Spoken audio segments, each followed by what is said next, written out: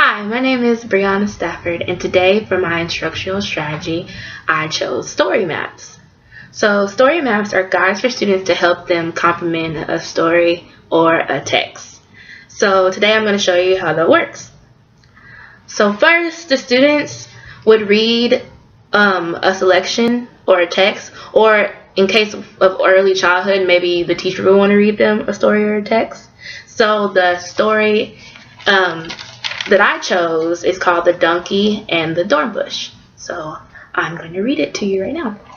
Once there was a farmer who was gathering baskets of juicy tomatoes, crisp green beans, and sweet corn from his garden. One by one, the farmer loaded his donkey with the baskets that were brimming with food. I have worked hard for all this bountiful food. I planted the seeds and watered the young plants without fail. I tirelessly picked the weeds so that they could not choke the plants. And now I toil in a hot sun to bring his food home to my family, said the donkey. The farmer continued to work as there was much food to gather. While he worked, the farmer munched on handfuls of crisp green beans. I am indeed a fortunate man, for there can be no better food than what I am gathering. The donkey stood by as the farmer labored on. As the donkey stood watching, the farmer munched on his green, crisp beans. He realized he was hungry. The farmer's bountiful harvest, the donkey noticed a thorn bush growing and began to eat it. How many people will be happy with the delicacies that I am carrying on my back, said the donkey. But for my taste, this simple thorn bush is a veritable feast, he said. When the farmer had filled all the baskets and had loaded them on the donkey, he and the donkey returned home. Each was no longer hungry, and each was satisfied with this choice.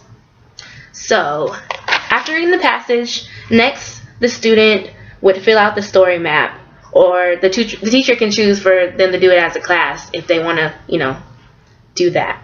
So now I'm going to show you how to do that. So I have my story map.